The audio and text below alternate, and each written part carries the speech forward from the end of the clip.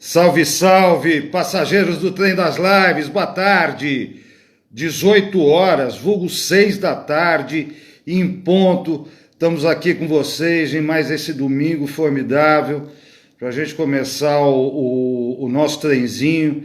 E hoje nós vamos chamar aqui o Valdemar Jorge, o Dema, que é uma das figuras mais deliciosas e importantes da TV Cultura e da TV brasileira. Primeiro eu vou chamar o Valdinho aqui para falar um boa tarde para a gente. Valdinho, venha cá, meu filho. Mais uma vez aí o Trem das Lives, um esforço de reportagem aqui com vocês, domingo à tarde. E vamos chamar o Valdo aí para conversar com a gente. Ô, Valdinho! Tudo bem? Boa tarde. Tudo bem, e você, querido? E aí, deixa eu te falar uma coisa, não sei se você está percebendo a história aí antes que o Dema entre. Você viu que até a Federação Paulista de Futebol, mais a CBD lá, mudou o horário do jogo por conta da nossa live? Querido, nós estamos sendo bombardeados de todos os lados. O Faustão fugiu da Globo e foi para Bandeirantes. Faustão, não adianta. Nós não vamos mudar o programa. Não adianta você fugir, nós vamos te derrubar de novo. Em relação à federação, eu só tenho que dizer uma coisa lamentável. Lamentável. Para passar um joguinho, para tentar derrubar a gente, não vai, Valdinho, ainda mais. Nós vamos receber hoje um cara de televisão, um cara fantástico, de uma história maravilhosa, e agora que não derruba mesmo. Entendeu? Agora que não derruba mesmo. Eu vou chamar, com a sua licença, vou chamar o Valdemar Jorge, que ninguém conhece como Valdemar Jorge. Espera um pouquinho, eu estou procurando o Dema aqui. Letúzia, Valdemar Jorge. Cadê o Deminha? Chamando o Dema aqui. Alô, alô. Vamos bater um papo aqui. Sabe que o Já Dema chamei. agora... Já chamou? Já chamei. Acho que ele caiu. Caiu, Dema? Não, agora eu estou te ouvindo. Tá me ouvindo? Eu só não tá me vendo. Não, estou vendo você e o Valdo. Mas você não tá aparecendo. Aqui? Aciona o Deminha. Aciona a TV aí. Rafael Vieira. Tem um ícone de televisãozinha. Dá uma acionada nele, por favor. Embaixo. Embaixo. Ah, agora sim. Isso.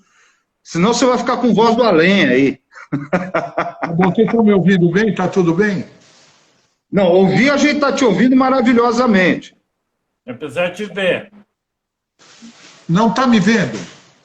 Não. Ô, Brengo, eu vou sair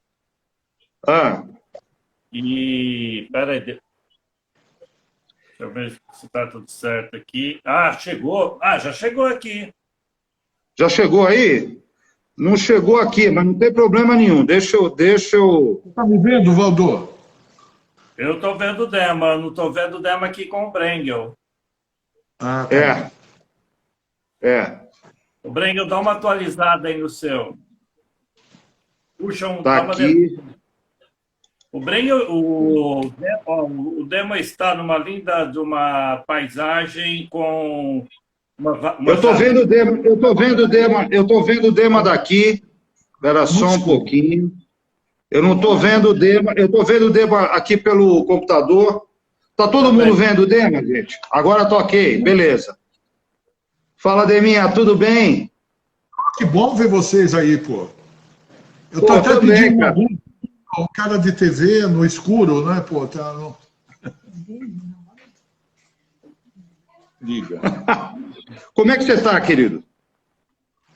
Eu estou de saco cheio de ficar tanto tempo isolado, tanto tempo sem ver os amigos, sem encontrar. Você passa lá em casa e nem sobe, nem pode subir, então... Aqui. Não dá. Eu não tenho condição. Eu acho que é o seguinte, a gente tem que a gente tem que manter nesse momento, né? Manter o distanciamento, não tem muito como, né? Deminha, conta um pouco da tua história aí pra gente. Eu gostaria de começar essa história, Dema, vamos lá. Eu queria fazer eu queria que o nosso assunto, Dema, começasse por uma questão, né? Você começa, a TV Cultura começa em 1960, né? E aí, eu gostaria de como foi a sua infância, né? Qual foi o seu contato com televisão, como é que foi essa história toda, antes de você se decidir a entrar na cultura, como é que foi o seu envolvimento com a televisão aí na sua infância, o que vai te levar a trabalhar na TV posteriormente? Olha, é uma coisa que eu nem imaginava, depois que eu fui pensar que essa era a influência e era óbvia.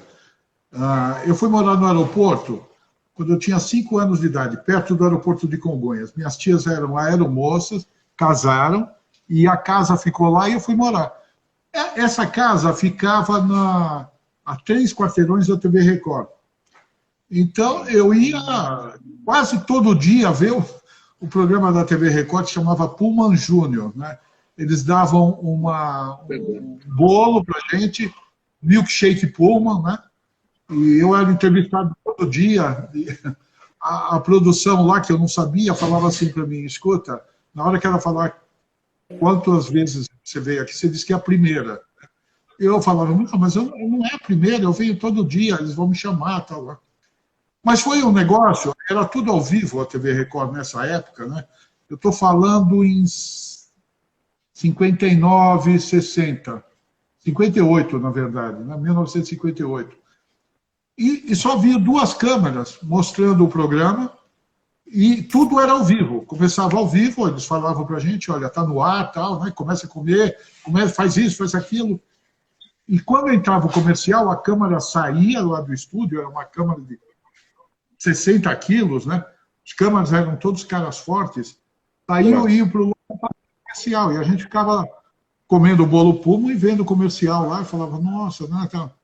Então, isso ficou muito... era muito comum para mim essa TV ao vivo, né? E a TV ao mesmo tempo. E como eu morava lá perto, eles me convidaram para fazer comercial. Então, eu fiz o comercial do Amendocrem, era um negócio que se passava no mão, horrível. Quando eles viram que eu não gostava, eu só fiz um comercial, só fiz o primeiro. Eu pus na boca, eles me mostraram. Faz outro, porque senão o cara não... E fiz um também do basquete bamba, que eu era... Tinha 3 meninos, né? E era tudo aos berros. Vai lá, filho, olha aí, olha o pé, mostra o pé. Então tinha o esportista, o intelectual, era eu o intelectual, porque eu usava óculos. E aí eles iam, mostravam o meu pé. Todos eles usam o basquete bamba. Então, esse foi uma coisa muito legal para mim, porque eu acompanhei vários programas da TV Record. Né? E, ao mesmo tempo, lá na TV Record, tinha a Jovem Pan, tinha a Rádio Record e tinha a Rádio São Paulo, né? Porque tudo pertencia à Record. E eu ia lá, até rodava, 15 anos, rodava script no... Brega, você que é mais velho, como é o nome daquele negócio que você gira assim e vem o... Teleprompter. Não, que teleprompter? Rodar script. Era um negócio que ficava com a mão suja. O que rodava script, eu não lembro o nome. Era um negócio jurássico. Você punha o texto e ia ficar... Eu lembro disso. Exatamente. Eu fiz isso muito tempo lá também. Então, e alguns programas, né, que eu via o Capitão 7, a Turma do 7, os caras estudavam comigo, 2 do pessoal da Turma do 7, que eram programas da época, lá da Record. E eu fiz isso. Depois parei de ir até a TV, né? Isso começou... Embora não enchia o saco, porque eu sempre ia lá. Teve um programa na Record muito famoso que chamava Esta Noite Se Improvisa. Foi o programa que lançou quer dizer, que deixou famoso o Caetano Veloso, o Chico Buarque, porque era um programa que dizia uma palavra... A palavra é, desculpa, a palavra é, era o nome do programa. E eles falavam uma palavra e o cantor tinha que cantar uma música. Vocês lembram disso? Blota Júnior, né? Blota Blota Júnior. Júnior. E o Chico Buarque, como ele não lembrava, ele sempre apertava, ele falava, que música que você lembrou? Ele falava, tal, tal, tal, e ele compunha a música na hora. E o Blota Júnior falava, mas eu não conheço essa música lá. Falou, é de um compositor da velha guarda, lá do Rio, tal, tal. E ele sempre ganhava, né? Ele sempre ganhava o programa. E aí, como esse programa fez muito sucesso à noite, o Carlos Imperial, que era um cara, era um produtor do Roberto Carlos, tal, ele fez um programa à tarde chamado Essa Tarde, não é Essa Tarde se Improvisa, a palavra é à tarde. Eu acho que o programa chamava Essa Noite se Improvisa, assim. E a palavra é o mote do Blota Júnior. Então ele fez Essa Tarde se Improvisa. E o primeiro programa eu fui e ganhei, inclusive. Ganhei com disquinho, né? Não, eram 3 estudantes que iam lá e faziam isso. Bom, mas aí esqueci esse lado da TV, né, que eu acompanhei bem, né? E entrei na ECA, eu ia fazer direito na São Francisco. Que fiz direito na São Francisco, mas o meu pai, ele era garçom no centro da cidade, ele começou a trabalhar muito cedo, e ele me falava muito, né, o sonho dele era trabalhar entrar na São Francisco, fazer direito e tal, né? E ele via os alunos lá, né? E eu... Oi. Desculpa, você me interrompe, porque eu falo 1 hora aqui. Estou levantando o dedo aqui, você não me fala, a gente vai brigar daqui a pouco. Ô, Débora, deixa eu te fazer uma pergunta. O povo quer saber. Você conheceu a Neide Alexandre? Conheci, claro. Eu conheci a Neide Alexandre em 2 momentos. Por que o povo quer saber da Neide Alexandre? Porque o povo sou eu sou o povo, meu Deus do céu. A Neide Alexandre morava perto de casa, né? E eu conheci ela fazendo programa lá, e depois ela foi trabalhar na TV Cultura durante um tempo também, né? E aí eu conheci, eu acho que ela chegou a fazer... Eu fiz um programa chamado Panorama, que era um programa de artes e espetáculos, né? E vi vários apresentadores. Uma era a Isabel Cristina, que era uma atriz do cinema novo, a Isita Nascimento, né? A Paula Dipp. E eu acho que a Neide Alexandre chegou a fazer algum programa também, né? Porque entrava... Pode falar. Deixa eu dizer uma coisa que eu sou meio jurássico. Essa Isabel Cristina é aquela do direito de nascer? Não. É outra. Não é Isabel Cristina. É Isabel... Bom, vocês vão ver que a minha memória está muito boa. Quer dizer, eu tenho 2 coisas boas. Uma é a memória, a outra eu esqueci. Tá?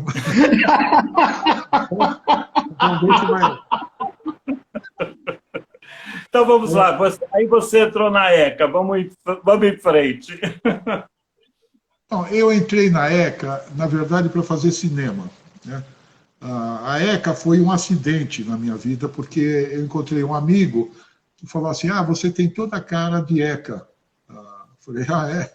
Eu nem conhecia o curso. Ele falou, mas o curso começou há 1 ano e você poderia fazer e tal. Ele me inscreveu. Ou eu escrevi, mas eu só sei que o dia do vestibular, ele foi lá em casa e falou, olha, é hoje à tarde, você precisa ir lá, porque o vestibular da São Francisco era diferente do vestibular dessa época. Por isso que eu consegui entrar nas 2 faculdades ao mesmo tempo. Então eu fui lá, respondi um monte de coisa no chute, falei, bom, no bom senso, né? Falei, aqui não entrei. E tinha uma coisa do vestibular, não sei se vocês lembram, né? Tinha uns caras que falavam, acertei tudo, fiz tudo, para você desanimar, e no outro você ir desanimar. E eu não tinha acertado nada, eu achava que não tinha acertado nada. Quando saiu minha nota, eu falei, estou incluído, a nata da ECA, né, que eram 200, né? Falei, que bom. Bom, entrei. E eu ia fazer cinema. Deminha, só uma coisa, você foi aluno de Paulo Emílio Salles Gomes? Eu matava a aula de biblioteconomia, porque você, na ECA, quando eu fiz, você era obrigado a fazer introdução a todas as matérias. Isso. Biblioteconomia é ótimo, né? Eu agora adoro catalogar livros, gibis, um monte de coisa. Mas nessa época eu não gostava dessa aula, né? E eu matava a aula e assistia às aulas de cinema do Paulo Emílio Salles Gomes. Então, entrava no escuro, apagava a luz, né? Porque ele sempre projetava algum filme, eu entrava e assistia os filmes. E tinha coisa genial. Tinha um filme chamado Limite, que foi um filme que diz que foi citado até pelo Eisenstein e tal. E o cara que fez o Limite, ele levou o filme para a ECA e foi exibir para o Paulo Emílio e para alguns alunos do cinema. E nós chegamos lá, a gente sabia, lotamos a sala. Ele falou, eu não vou exibir, se tiver todo mundo aí, está muito cheio, isso aqui é uma exibição mundial, tal, aquilo animou mais a gente, né? Aí o Paulo Emílio pediu, né? O Paulo Emílio não, quem estava lá pediu para a gente sair, né? E assim, né? Saiam, né? Nós saímos, o sujeito sentou lá na frente, entrou todo mundo outra vez, bem em silêncio, e assistimos o filme, que é um filme genial mesmo, né? Mas teve um sabor diferente, porque a gente estava assistindo como se fosse proibido, né? Deminha, só para localizar as pessoas, Paulo Emílio Salles Gomes foi o último marido de Lígia Fagundes Telles, nossa querida escritora. Ele é uma das maiores referências brasileiras na área de cinema e crítico de cinema, intelectual, e ele foi da primeira geração de professores da ECA, da Escola de Comunicações e Artes da USP, que eu também tive a honra de cursar nos anos 80, e uma história que se conta na ECA é que o dia que ele faleceu, a ECA sempre foi uma faculdade muito divertida, muito alegre, as pessoas falavam alto, tinham prazer em estudar comunicação, teatro, cinema, música, artes plásticas, né? Mas naquele dia a ECA silenciou, porque nós perdemos Paulo Emílio Salles Gomes, que está fazendo vestibular recentemente, está na lista do vestibular um dos livros que ele escreveu, 3 Mulheres de 3 PPPs. Por favor, vamos continuar, desculpe. Bom, não, então eu vou lembrar para você uma frase que ele falava muito nas aulas dele, que era o seguinte, ele era um nacionalista, ele apoiava o cinema nacional, né? Sim. E ele tinha a maior bronca que as pessoas falavam, não assisto o cinema brasileiro. Então. E ele falava, é preferível assistir o pior filme brasileiro que o melhor filme americano. Quer dizer, claro, isto era era um modo de estimular a gente a assistir os filmes. Verdade. E lá eu assisti coisas geniais, né, nessa época. E o meu curso não era cinema, era TV. Né? Mas a ECA tinha essa liberdade de você, pelo menos nessa época, escapar de uma aula e assistir a outra. Tal. Então, eu assistia o que eu gostava. E, ao mesmo tempo, eu tinha alguns ideais que ainda mantenho de mudar o mundo. E eu notava que quem fazia cinema fazia um filme a cada 3 anos. E quem fazia TV fazia um programa todo dia, ou um programa por semana. Eu falei, se eu quiser mudar o mundo, eu tenho que fazer televisão, né? Eu não tenho que fazer cinema. Cinema vai demorar tanto para eu fazer um filme, ou 2 filmes, 3 filmes, né? E por isso eu escolhi TV. Né? E na hora que eu escolhi TV, a gente lá, minha turma era pequena, era grande, mas era pequena. Eram 20 alunos. E todos nós queríamos entrar na TV Cultura, entendeu? Ela tinha a cara do estudante lá da ECA. A gente não queria entrar na Globo. Todo mundo falou, você não queria entrar na Globo? Então, não. A princípio, não. Até trabalhei um tempo na Record, fazendo chamada e tal. Mas a minha ideia era trabalhar na cultura. Então, acabei entrando na cultura, foi ótimo, né? E quando eu entrei, isso foi que ano? Eu estava terminando a São Francisco. Oi. Que ano que foi isso? 74. Em 74 você entrou na cultura? Oficialmente. Eu entrei em 73 como estagiário e depois, em 74, eu fui contratado para trabalhar. E, bom... Vamos lá. Posso falar? Pode, claro. Desculpa, Valdo, desculpa. Eu estou aqui, isolado, não falo com ninguém, só tem sapo aqui atrás, só tem grilo e tal. Aí eu estou vendo gente, vocês aí, pô. Então, você chegou num período aí de bastante efervescência política e artística brasileira, né? Quando você chegou lá, eu gostaria que você me lembrasse assim, as suas... Essa história das primeiras impressões eu acho fundamental. Quer dizer, a partir do momento que você fala, eu quero mudar o mundo, e aí você chega na TV Cultura, assim, da grade da programação da TV Cultura, de quando você entrou, o que mais te marcou? Você consegue... Eu sei que né, é uma coisa meio distanciada, mas se lembra aí quais os programas que te marcaram no período em que você começou a trabalhar lá? Olha, desde o início lá, essa parte mesmo de noticiário ligado ao meio artístico, sempre houve um programa desse tipo, e eu sempre me interessei, porque, ao mesmo tempo, eu ia conhecendo as pessoas, né? Pô, imagine, eu entrevistei o Chico, o Caetano, entrevistei o Mário Quintana, entrevistei o Gilberto Freire, né? Todos esses caras, por uma sorte e pela minha idade, né? Eu tive a oportunidade de uma época falar com eles, né? O Gilberto Freire falaram, olha, tá aí o Gilberto Freire na Biblioteca Municipal, vai lá, pega um depoimento dele, porque esse cara é importante e tal, e eu conheci um pouco, né? Tinha ouvido falar de Casagrande, Senzala, e eu fui lá e eu falei, bom, o Gilberto Freire deve ser um cara, né? Cheguei lá, o cara era um cara simples, não, pergunta, meu filho, fala aí e tal. E essa é outra coisa, que eu acho importante a gente falar. Eu entrevistei todo mundo que você possa imaginar, assim, de música popular, teatro, literatura brasileira. As pessoas importantes e famosas e que têm um trabalho de peso são simples. Elas não têm absolutamente nenhuma frescura para falar com você. Nem os atores. Eu falei com a Fernanda Montenegro, eu falei com das atrizes que eu gostava, Cacilda Ana Lusa, uma bem antiga daquela época, né? Irene Ravache, elas eram fáceis de conversar, de te atender. Agora, se eu pegasse um ator que estivesse conversando, era uma dureza, né? Era uma dureza. O Valdo, que foi um ator começando, ele era insuportável no início. Canalha. Mas olha, Débora, dá licença. Eu corroboro essa sua postura. Quando eu comecei a trabalhar aqui em São Paulo, eu comecei a trabalhar com jornal, né, e revista, essa história, e aí eu tive a oportunidade de conhecer algumas figuras importantes.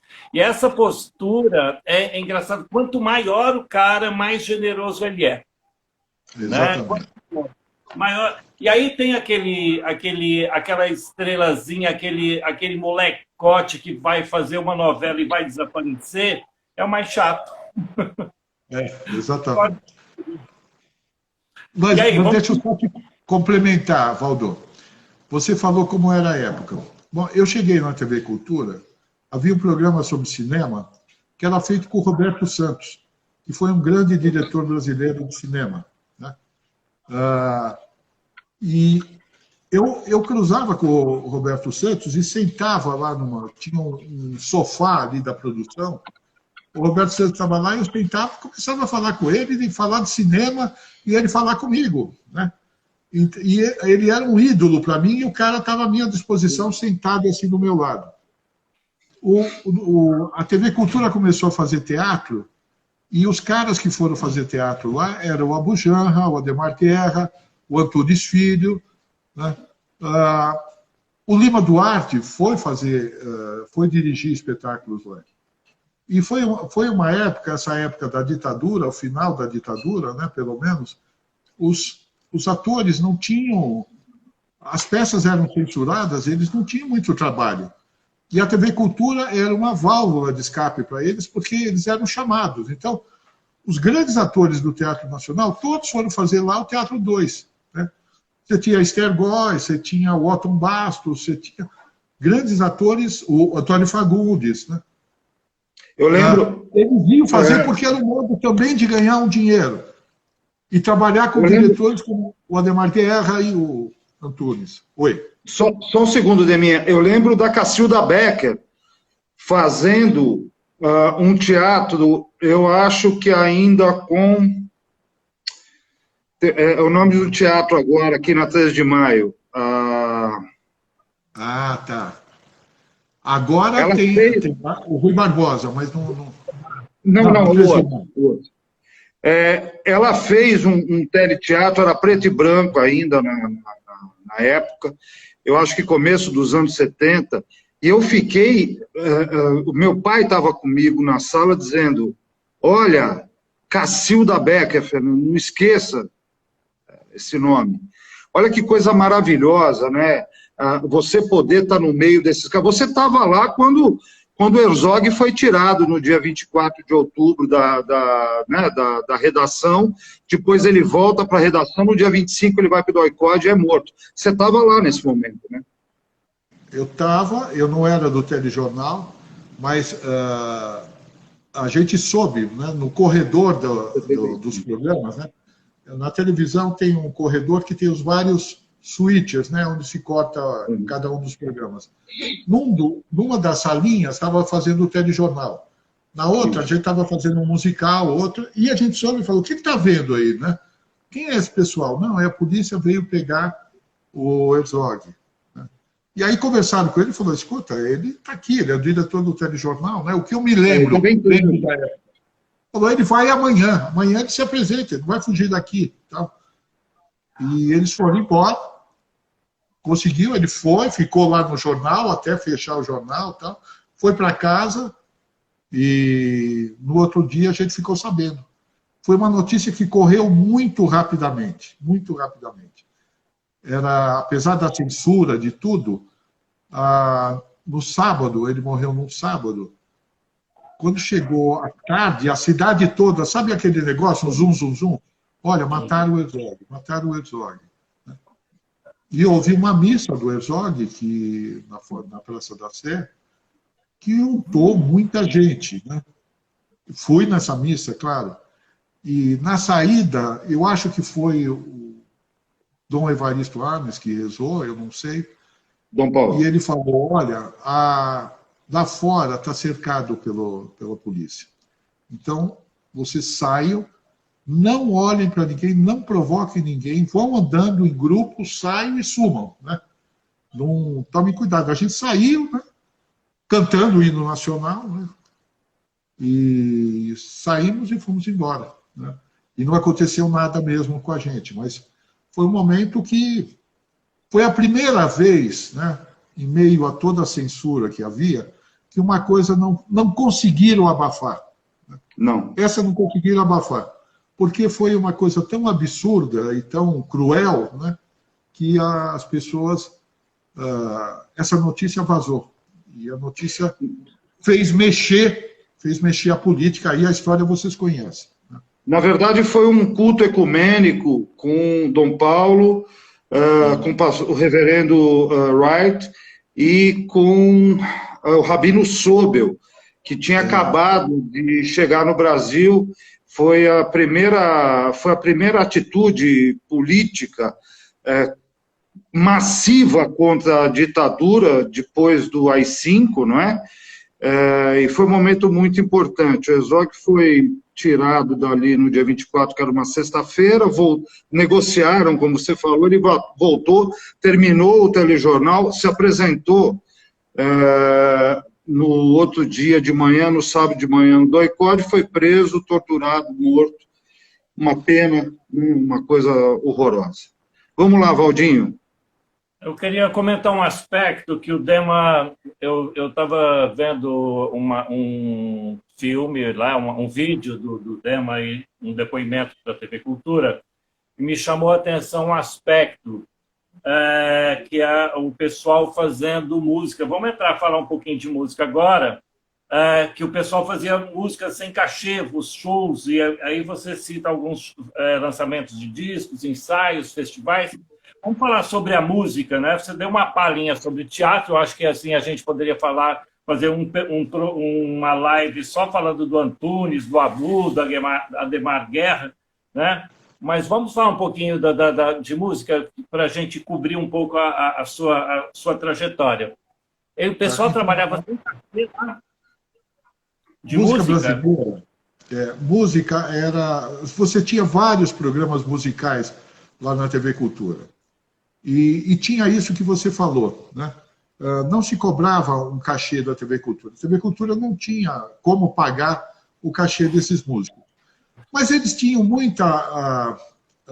eles gostavam de aparecer na TV Cultura por várias razões, né? Uma era um bom modo deles. Eles vinham do Rio para fazer um show aqui em São Paulo, aí iam fazer o show e na hora de divulgar esse show, eles faziam um programa na TV Cultura. Essa era uma das razões. Outra das razões é o seguinte, o tratamento que a TV Cultura dava para o musical era diferente das outras emissoras, né? Se você vê, mesmo nessa época, os musicais eram todos picotados, né? Tem a música e tal, não importa muito o cara cantando, o que tinha era parada de sucesso e tal, fora a TV Record, né? A TV Record é uma coisa à parte, porque ela fez os festivais. Mas na TV Cultura você tinha oportunidade de falar um pouco do seu trabalho, e artistas que estavam começando também apareciam lá. Fora isso, a TV Cultura sempre teve um cara chamado Fernando Faro. Claro. O Fernando Faro era um cara hiper respeitado por qualquer músico. Eu acompanhei várias vezes ele gravando ensaio. Eu era chefe dos musicais, imagina, eu era chefe do Faro. Eu comecei o programa o ensaio com o Faro. Chefe, coisa nenhuma. Eu era chefe e tal, mas eu ia lá ver o Faro. E às vezes tocava o telefone lá na sala, e eu atendia, a secretária passava, Dema, tal, alô, quem é? Falou, olha, o baixo está aí, o Faro é o famoso baixo, né? Ele era baixo, chamava todo mundo de baixo. Todo mundo. E eu falava, não, ele não está aqui na sala, quem é? Ele falou, é João. Eu falei, João, que João? É João Gilberto. Eu falei, João Gilberto? O senhor me conhece? Eu falei, claro, porra, né? Claro que eu conheço. Então, fala para o baixo me ligar, estou com saudade dele, queria falar com ele e tal, tal. Então, o Faro ia fazer, além de conhecer todo mundo, na hora que ele gravava o ensaio, que vocês devem ter visto algum dos ensaios, ele estava com o músico lá e estava com um papelzinho, que ele anotava tudo numa caneta na mão. E ele falava para o músico, canta aquela música que você fez em 1957. O cara falou, não lembro, Faro. Não, eu não fiz essa música, você fez.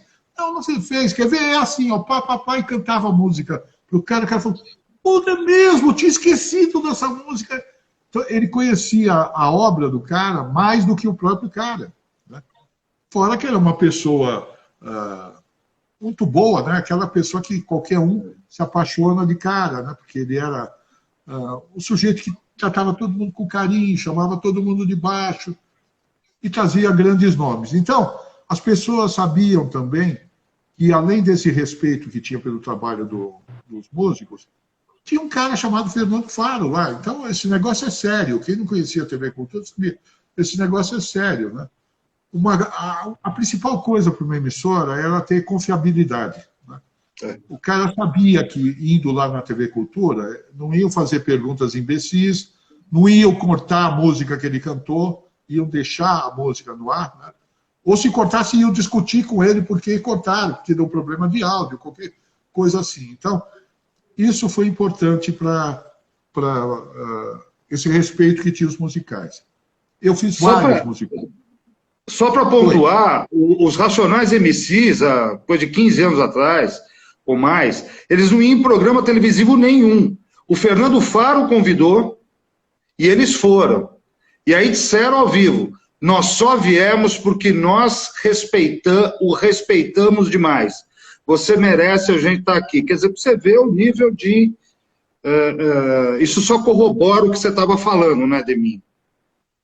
Olha, e além disso, na parte estética, a TV Cultura tinha 2 diretores, um chamado Pipoca e outro chamado Chateau.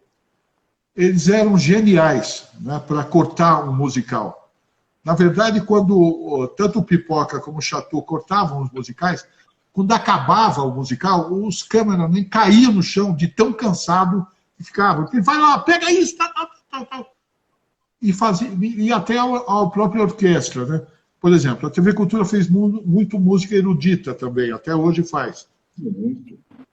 A TV Cultura faz a música erudita, os grandes concertos, tal, com o diretor de TV, aquele que corta para a câmera, do lado dele o maestro e do outro lado o diretor. E o maestro vai dizendo, olha, agora vai entrar a flauta, agora, ó, cuidado, lá vai ter os timbales, vai ter o boé, vai ter não sei o quê. Então, já ia adiantando, e os câmeras estavam ouvindo, né? Vai ter uns negocinhos de fazer assim, vai traduzia, né? Então, a gente conseguia fazer com qualidade a orquestra e não ficava correndo atrás. A pior coisa que tem quando você transmite um concerto é que quando você corta para o cara que vai com a flauta, quando corta para ele, ele abaixa a flauta que ele acabou de tocar. Essa é a frustração, né, do gol. Então, com esse respeito, né, eu acho que foi um dos motivos da gente conseguir que o cara fizesse muito barato o programa. Isso acontecia com os brasileiros, mas acontecia com estrangeiros também que vieram. Eu gravei para vocês, eu gravei o Nick Cave, eu gravei o Jethro Tull, eu gravei guitarristas americanos super importantes, né? E além de tudo isso, né, que é uma coisa que eu não participei, mas que foi importante, a TV Cultura fez 2 festivais internacionais de jazz, que todo mundo que você possa imaginar que é bom, gravou aqui na TV Cultura. Bom. O Dema. Oi.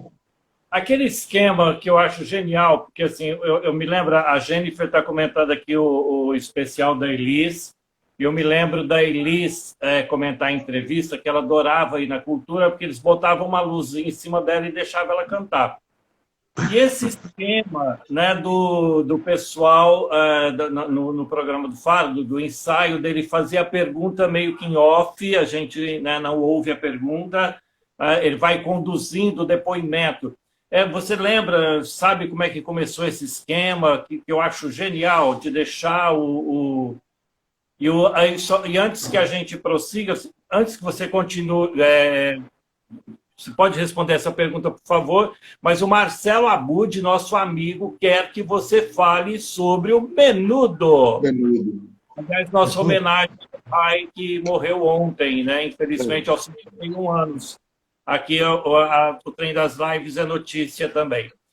Infelizmente, nós perdemos o menino. Dema, vamos lá. Primeiro, o programa do Faro, depois o Menudo. O esquema de entrevista do Faro, de depoimentos... Então, o Faro, quando ele fez o programa, né, na verdade, ele já tinha o esquema do ensaio da TV Tupi. Ele fazia o MPB especial na TV Tupi e ele trouxe para lá. E na hora que ele foi fazer o ensaio, aí eu estava junto com ele para fazer o programa, ele falava que a televisão faz um rascunho. Né? Ela não mostra exatamente como é. A imagem não... Naquela época não tinha tanta definição como tem agora. Né? Então, a TV não vai explicar exatamente quem é a Elis Regina, quem é não sei quem. Ela vai dar um rascunho. E o sujeito em casa vai completar quem é essa pessoa. Então ele falou, então eu vou fechar o programa, o apelido interno do ensaio era feijoada, porque mostrava, tinha nariz, orelha, né?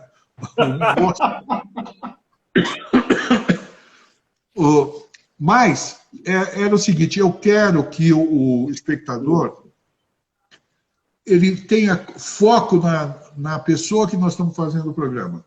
Né? Eu quero mostrar a pessoa, é o Cartola, eu vou mostrar o Cartola. O Cartola, ninguém conhece o Cartola. Esse cara fez obras-primas, né? Agora eu vou conhecer o Cartola, eu vou mostrar o nariz, a testa, a cara dele, eu quero ver ele falando. Bom, esse esquema você poderia achar que talvez não fosse dar certo, tal, né? Mas foi um esquema tão importante que se você vai ao cinema e vai ver qualquer filme sobre qualquer músico, né, tem imagens que o Faro pegou. Quer dizer, a história da música brasileira foi contada nos 360 programas de ensaio que ele fez, nos outros que ele fez, e os grandes depoimentos, os depoimentos importantes da vida do músico, estão lá, né, no ensaio. Ele focou naquilo lá. Ele fez uma televisão que não era televisão de show, bailarino, muita luz, tal. Não, ele queria informação, né? Então, algumas pessoas não gostavam disso. Mas o que ficou foi esse estilo que o Faro implantou. Quanto aos menudos, eu fui trabalhar no telejornal um fim de semana, sábado, e aí, lá, nessa época, você não tinha fita, uma fita custava $500, né? Estava acabando a fita. Então, quando acabava o telejornal, você podia pagar algumas matérias para ser reutilizada a fita, né? E caiu em mim, falou, pô, olha, precisa pagar uma fita aí de 10 minutos que tem aí, né? O que apaga? Eu falei, putz, né, tem... Comecei a olhar, música brasileira, tal. Tinha o tal de Menudo, que se apresentou no... Eu acho que foi no Morumbi. Algum lugar aí. Né? Morumbi. Hã? Não é Morumbi. Talvez seja... Não era desgraçado, uma merda de show. Eles eram desconhecidos. Eles se apresentaram no estacionamento de algum shopping center que usou os menudos para se promover, né? E eu tinha visto a matéria entrou no ar com 1 minuto e meio, né? Não gostei. Preconceituoso, né? Eu não gostei. Apaga essa daí. Então, a única matéria dos menudos que tinha, eu mandei apagar. Aí depois os caras estouraram, né? Eu falei, ai meu Deus, mas também não foi um crime tão grave, porque eles depois gravaram tanta coisa, depois a gente tem. Eles tiveram o seu valor, não tem nada. Mas eu, na hora, entre apagar o Jair Rodrigues e não sei o quê, apaga os menudos. Tinha que apagar, entendeu? Escolha de Sofia, né?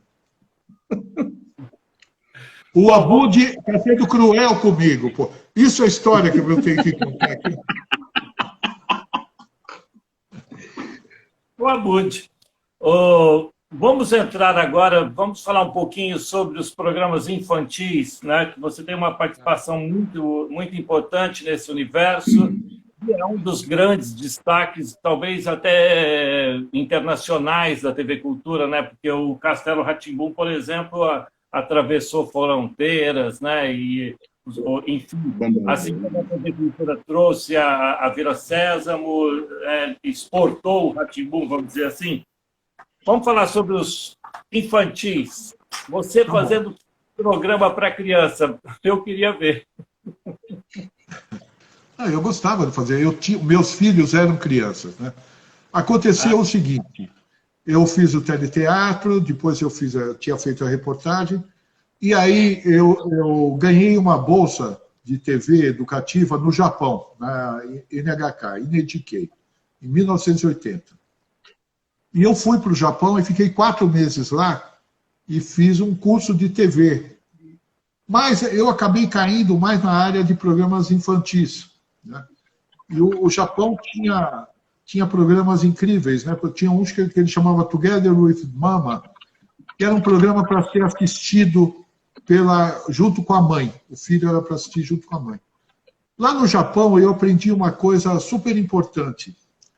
Aprendi muita coisa, mas uma das coisas é o seguinte: lá, por exemplo, se eles acham que o programa tem que ser visto com a mãe, isso é importante, eles avisam, olha, mãe, vai lá e assiste com o filho.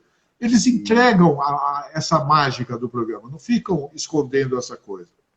E, bom, eu fiz, trouxe algumas fitas de lá, vim aqui, quando eu cheguei, estava começando um programa que chamava Curumim, que era feito pelo Abu Janra. O Abu Janra era o diretor. Era um programa da Secretaria Municipal de Educação, né? E era para dar... O que eles queriam? O Curumim, na verdade, era um programa para treinar os professores a terem recursos, né? Usarem recursos para usar com os alunos, né? Então fizemos um programa com atores, né? Tinha Nilda Maria, Sérgio Mamberti, Ney Santana, um baita elenco para fazer. E o Abu Janra lá.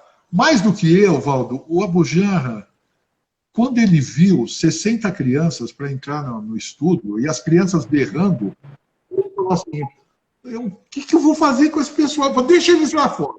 Ninguém entra. Aí deixou todo mundo fora do estúdio.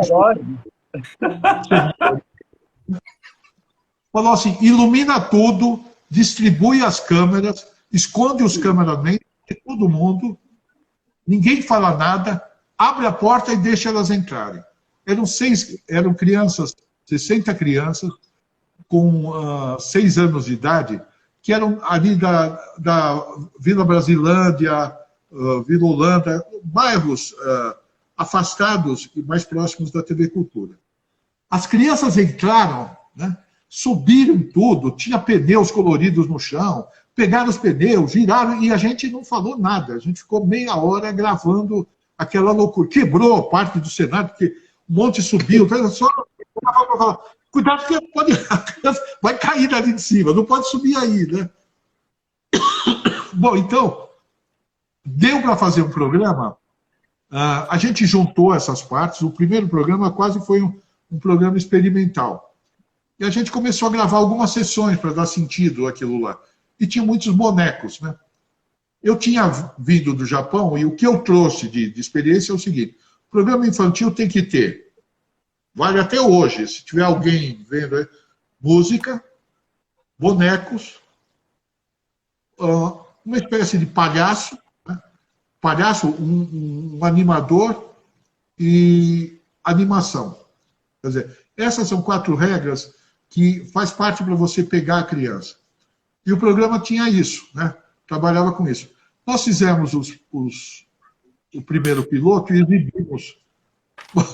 Não sei se eu conto essa daí. Conta! A gente fez o primeiro programa e foi exibido tinha uma sala de teleaula lá na TV Cultura, que era um modo da gente trazer um público, assistir, falar o que acharam, o que não gostaram. Era um teste, né, para o programa. Então, nós fizemos 2 testes. Né? No primeiro teste, era para um grupo alemão, né, que eles eram do Goethe Institut, e estava tendo um festival de programas infantis aqui. Eles assistiram, gostaram muito, aplaudiram no final, muito bom. E um alemão falou assim, o programa é muito bom, senhor Abujamra, mas tem um erro. Aí, poxa, tem um erro, né? Qual é o erro, né? Não, o erro é uma coisa tal, porque poderia ser mais limpo, alguma coisa tal. O programa era um pouco sujo, né? Porque imagine, as crianças estavam à vontade. E aí o nosso roteirista, que era o Antônio de Pádua, o Padinha, né? Um cara genial, ele falou assim, respondeu a pergunta. O erro era de roteiro, né? Eles acharam, então ele falou assim, eu queria falar o seguinte, pode deixar que eu quero responder. Vocês vêm da Alemanha, aqui é Brasil, aqui é uma outra realidade. Então, aqui no Brasil, o erro humaniza. Então, esse erro humanizou o programa. Nós deixamos porque humaniza. Eu usei isso em toda a minha carreira de TV, que o erro humaniza. A gente cometeu muito erro, mas eles queriam uma coisa que estava acima. Mas a gente aprendeu com eles, claro. Bom, a segunda exibição foi para diretoras de pré-escolas da prefeitura, que, na verdade, elas nem eram mais diretoras, elas já tinham se aposentado, eram senhoras, né, que era uma espécie de guia da educação. Né, elas vinham com quais eram os projetos, tinham lá, e assistiram o programa, todas sérias, né, aquele taierzinho, aquele modo, então, assistiram o programa muito sério. Quando o programa acabou, elas bateram palma também, né? Muito bom, né? Alguma dúvida, né, Abujamra? Nós tínhamos que fazer o programa, nós estávamos atrasados, né? Tinha que ser aprovado para ir para frente e falou, alguma dúvida? Aí uma professorinha falou assim, eu vi um erro. Outro que viu o erro aí, né? Aí o Abujamra falou, você sabe, o Abujamra era um cara que ele podia falar qualquer coisa para você, dizer um palavrão, de qualquer jeito você não ficava ofendido, porque ele era uma pessoa fraterna, né? Ele era uma pessoa boa, né? Então ele chegava para você e você dava risada, fazia aquilo lá, tal. e respeitava muito a opinião dele, que era um cara que entendia. E ele falou, bom, professora, por favor, a senhora fale qual é o erro, nós estamos na fase de teste, podemos limpar, fazer uma edição, ver coisa. Ele falou, então, tem uma hora que o Chuchu fala com uma maçã. Né? Então, aquilo era uma experiência para passar para os professores. A professora colocava 2 óleos de botão no Chuchu, colocava uma boca, colocava uma coisa, e o Chuchu começava a falar com a maçã. Oi, maçã, como vai? A maçã, tá. E era para provar o seguinte, que você, com qualquer objeto, pode fazer um teatrinho de boneco. Você não precisa de muito recurso. E as crianças, em 20 segundos, já estão acreditando que o Chuchu, já veem o Chuchu como um personagem. Né? Então, ela falou, então, naquela hora que o Chuchu estava falando com a maçã, a maçã falou para o Chuchu, falou tal coisa, e o Chuchu falou, não escutei, fala mais alto. Mas é claro que o Chuchu não escutou. Ele não tinha orelhas. Né? Se ele não tinha orelha, como que ele poderia escutar? Ou seja, ela não tinha entendido bem o espírito. O Abujamra falou assim, professora, perfeito, perfeito. Foi ótimo esse o seu comentário. Perfeito. Agora, a senhora percebeu que o Chuchu também não tinha pinto? Como? Os homens, né? Pinto, pau, essas coisas, pô. Não. É porque é uma piada, não é uma piada, é para a imaginação. Então a gente imagina, tal. É esse sentido, tá? Tá tudo bem? Alguém tem mais alguma pergunta aqui nessa sala? Não. Quem tem pergunta? Aí estreamos o programa. Bom, fizemos o Curumim. O Abujamra vai fazer alguns programas, né, uns 8 programas, e depois eu fiz os outros. Só um segundinho.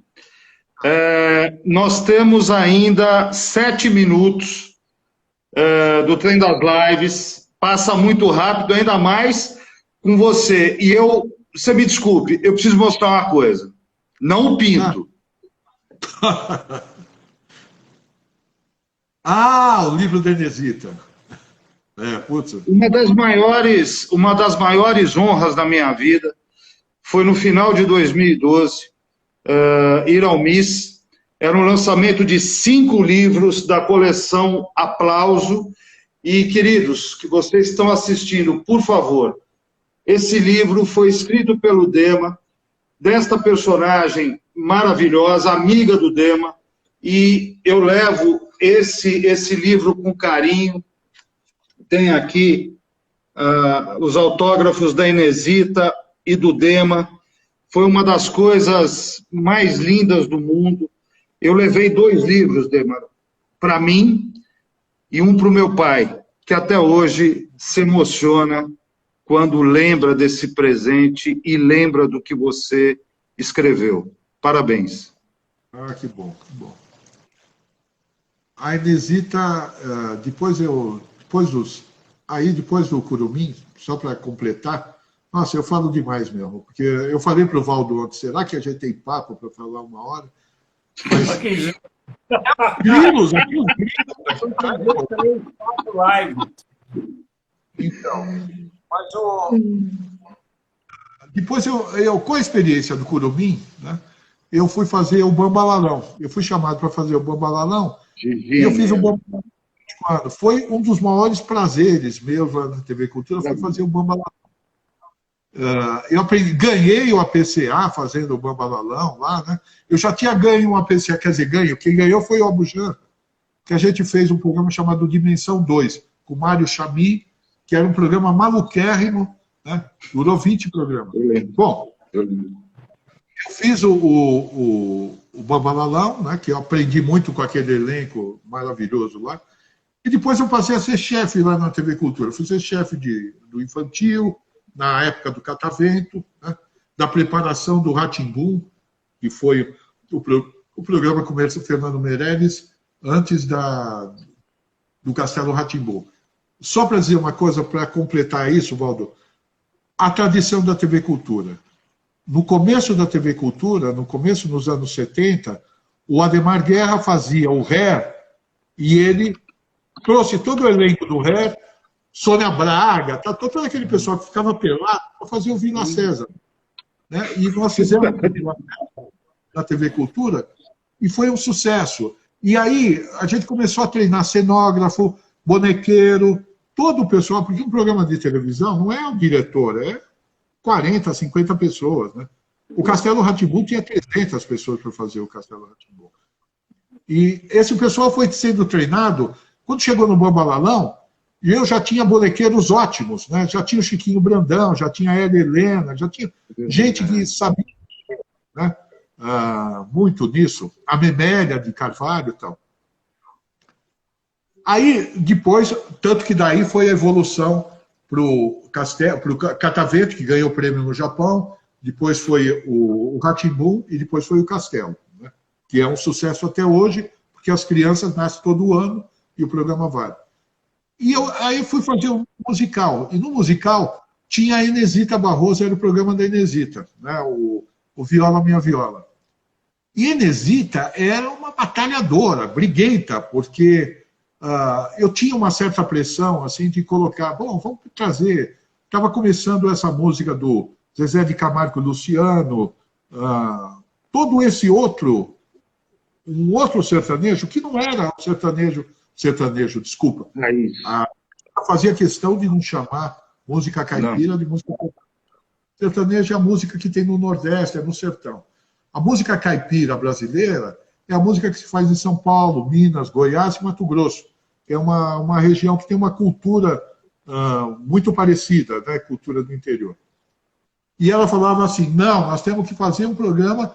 Para que vamos fazer um programa que todo mundo faz? A gente tem que fazer o nosso programa mostrando essa música brasileira. Né? E ela sempre conseguiu. Até quando eu saí, que eu apoiava, mas ela sempre conseguiu, foi isso até o final. Aí depois, eu acho que eu saí da TV Cultura e falei com ela, olha, eu queria escrever a sua história, né?